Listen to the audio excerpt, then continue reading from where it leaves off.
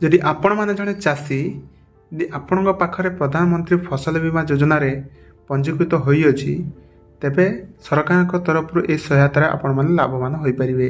तो कौन रही संपूर्ण अपडेट चलते फ्रेंड्स जानिदबा किंतु ता पूर्व जदि चैनल को सब्सक्राइब करना ताने सब्सक्राइब कर दियंतु एवं पाखरे थिबा बेल आइकन को मध्य दबाई दियंतु।